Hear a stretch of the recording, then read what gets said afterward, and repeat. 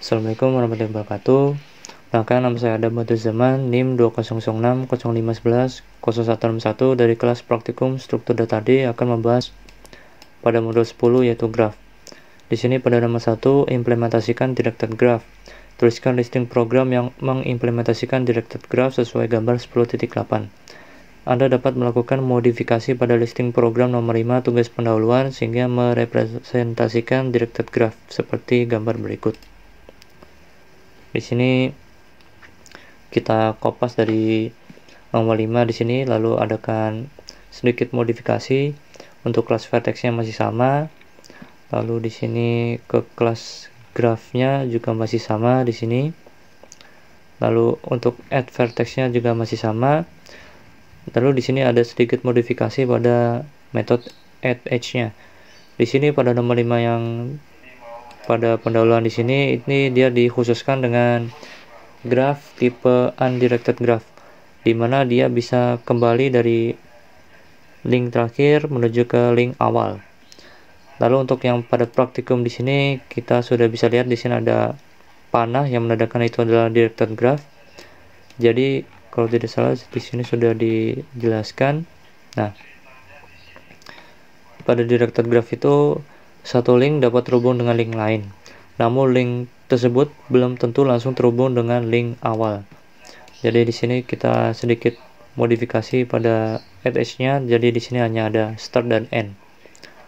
Lalu untuk metode display-nya juga masih sama. Nah, di sini display untuk mencetaknya nanti juga masih sama. Lalu pada graph app-nya kita agak modifikasi atau kita agak sesuaikan karena ini adalah directed graph. Lalu langsung saja kita coba run. Nah, menjadi seperti ini. Kita sesuaikan dengan gambar 10.8 di sini. Mulai dari yang pertama A ke C, lalu B ke A, B ke C, B ke E, lalu di sini D ke E, lanjut dengan yang terakhir E ke C. Lalu kita lanjutkan ke nomor 2, connectivity pada directed graph. Pada directed graph, ada kalanya tidak semua vertex dapat dituju dari titik tertentu. Berdasarkan gambar 10.8, terlihat bahwa jika start pada titik A, maka kita dapat menuju titik C, tapi tidak dapat menuju titik lain. Sedangkan jika memulai pada titik C, maka tidak ada vertex yang dapat dituju. Modifikasi metode DFS sehingga menampilkan tabel koneksi connectivity seperti gambar. DFS. Nah, di sini untuk metode DFS-nya kita agak modifikasi sedikit. Di sini kita tambahkan perulangan for dengan integer row sama dengan 0, lalu kondisinya row lebih kecil dari n first. Nah, beda dengan yang ada di sini. Di sini perintilannya kita ubah menjadi connectivity table, lalu kita tambahkan tadi perulangan for ini tadi. Lalu untuk sisanya masih sama. Mulai dari was visited pada row dari vertex list menilai true. Lalu kita display vertex dari row ini tadi, lalu kita push row ke di stack.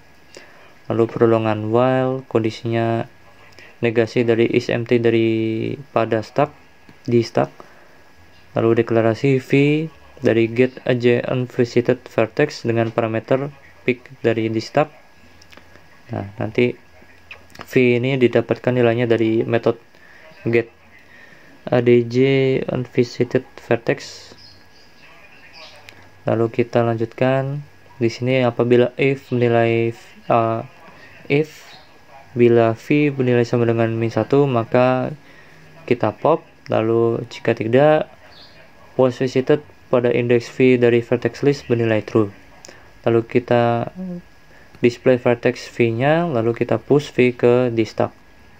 Struktur dari for ini dari while kita lanjutkan dengan reset flags. Lalu untuk hasilnya menjadi tadi seperti ini. Connectivity table dari yang di sini AC, BAC, C, DEC, dan EC. Lalu kita lanjutkan ke topological sorting dengan directed graph. Topological sorting adalah operasi lain yang dapat dimodelkan dengan graph. Operasi ini diperlukan pada situasi di mana item atau kejadian perlu disusun berdasarkan urutan tertentu. Misalkan dalam memilih mata kuliah, terdapat mata kuliah yang harus diambil lebih dahulu sebelum mata kuliah lain. Contoh berdasarkan gambar 10.10, maka sebelum mengambil skripsi, maka mahasiswa perlu mengambil mata kuliah berdasarkan urutan berikut. Jadi ini urutannya. Lalu dengan penyusunan seperti kondisi tersebut, suatu graf dikatakan topologically sorted. Nah, ini tadi gambar 10.10 untuk mata kuliah prasyaratnya. Lalu di sini ada dua tahapan pada topological sorting, yaitu pertama kita cari sebuah vertex yang tidak memiliki suksesor, lalu yang kedua hapus vertex tersebut dari graf dan tambahkan label vertex tersebut pada bagian awal list. Kedua tahap tersebut dilakukan secara berulang sehingga sebuah vertex tidak ada.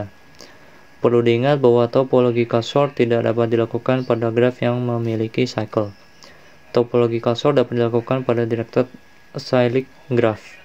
Lalu untuk implementasinya di sini kita menambahkan metode topo, lalu no successor, delete vertex, lalu move row up, move call left. Di sini kita masuk ke metode toponya. Di sini ada variabel original inverse menilai inverse, lalu perulangan while dengan kondisi inverse lebih besar dari 0, lalu deklarasi variabel current vertex yang nanti nilainya didapatkan dari no successor ini tadi sesuai dengan tahapannya. Di sini kita cari sebuah vertex yang tidak memiliki suksesor. Nah, di sini lalu ada perkondisian atau percabangan if dengan current vertex menilai sama dengan -1, maka dia akan menampilkan error graph mempunyai cycles. Tadi di sini sudah dijelaskan bahwa topological sort tidak dapat dilakukan pada graph yang memiliki cycle. Lalu kita lanjutkan. Di sini ada sort array dengan indeks inverse kurang 1 bernilai label pada current vertex dari vertex list. Nah, ini tadi di sini kita tambahkan label vertex. Lalu setelah itu kita delete vertex